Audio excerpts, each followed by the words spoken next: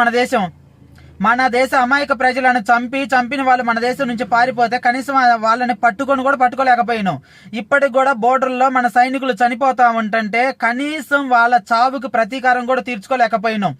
ఎవడైతే మన దేశ ప్రధానాన్ని చంపుతానని చెప్పిండో వాడు చనిపోకుండా ఇంకా వాడు సవాలు చేస్తా ఉంటుంటే కూడా చూస్తా ఊరుకున్నాం. మన దేశం లొంగిపోయిందని చెప్పి పాకిస్తాన్ వాడు ఇష్టం వచ్చినట్టు మాట్లాడుతున్నా చూస్తా ఊరుకున్నాం.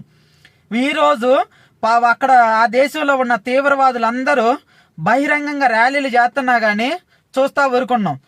వాళ్ళ దేశానికి అంతర్జాతీయంగా వాళ్ళకి డబ్బు సపోర్ట్ రాకుండా చేయలేకపోయినాం. మరి ఇంక ఏం సాధించినాం? వాళ్ళు కాల్పుల విరమణ గురించి వాళ్ళు ఒప్పించుకుంటే మనం కూడా సైలెంట్గా ఒప్పుకొని చేతులు కట్టుకొని మెలకుండా ఊరుకున్నాం. ఇక్కడ యుద్ధాలు కావాలని కోరుకోవట్లేదు. కనీసం ఆ దేశ టెర్రరిస్టులనన్నా మనకి అప్పగించేలాగా ఒప్పందాలు చేశారా, చెయ్యగలిగారా? కనీసం ఆ దేశ టెర్రరిస్టులు ఈ రకంగా రోడ్ల మీదకి వచ్చి ఈ రకంగా తిరుగుతున్నా కానీ వాళ్ళలో కొంతమందినన్నా మాకు అప్పచెప్పండి, అప్పుడే మేము కాల్పుల విరమణ చేస్తామని చెప్పి ఏమైనా ఒప్పందం చేసుకోగలిగారా? ఏమీ లేదు. మరి మన సైనికుల ప్రాణాలకు విలువ ఎక్కడ ఉంది?